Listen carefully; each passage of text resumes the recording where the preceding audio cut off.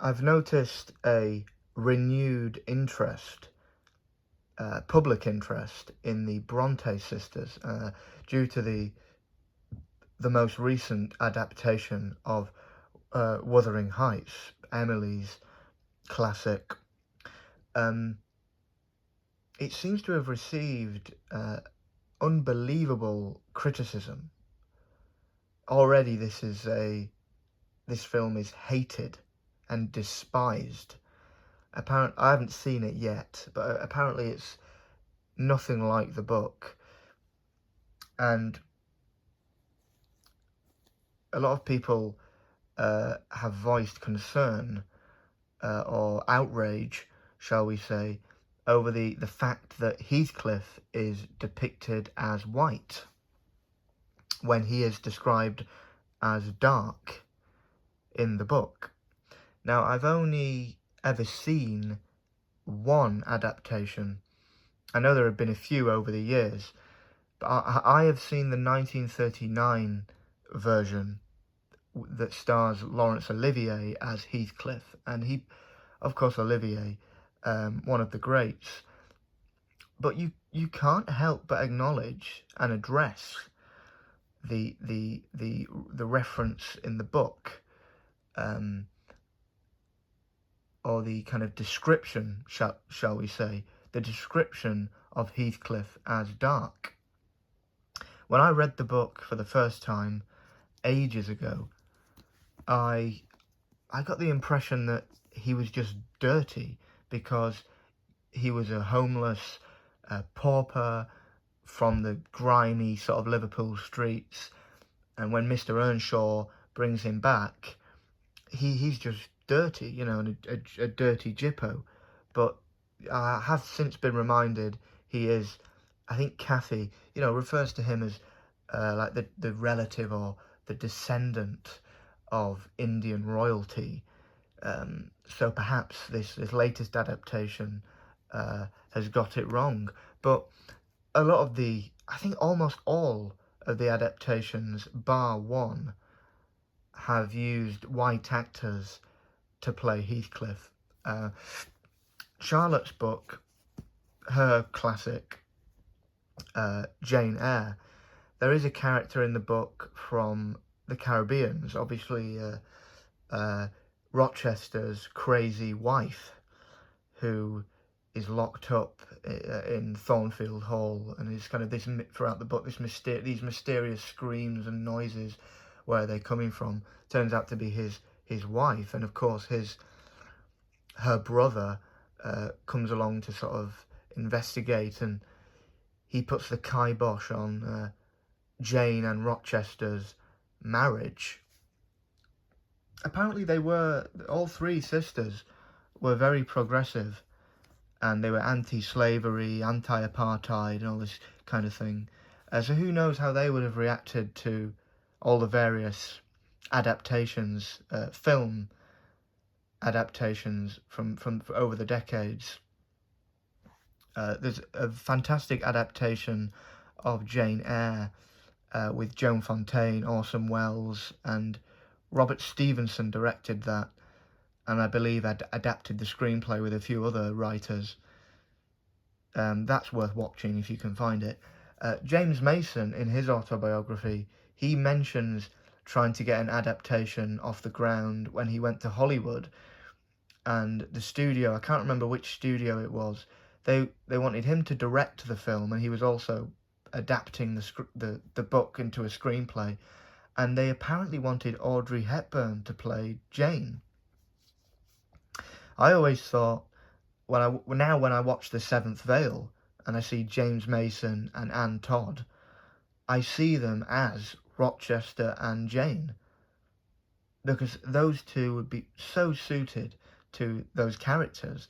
Anne Todd was always so kind of timid and shy, and she looks like Jane in my mind. When we read these books after seeing adaptations first, we always visualize the actors in our heads, in our imagination. That's what I do anyway.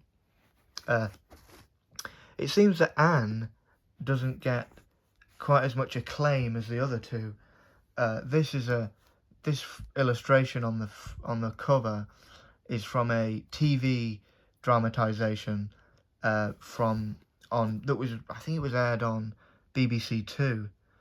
It stars Janet Munro.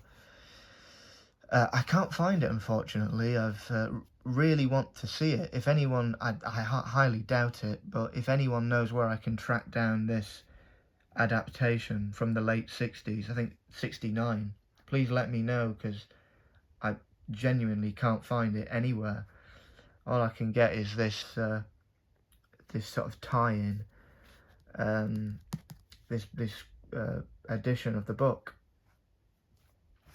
On the topic, shall we say, of kind of Victorian melodrama, you know, Wuthering Heights, it seems, in this latest adaptation, is sort of told from a romantic approach, when really it's gothic horror. It's not really a romance novel, not quite. This is Scandal at High Chimneys, from the late 50s, I think 1959, by the American author John Dickson Carr. This is supposedly a first edition. No reason to doubt that.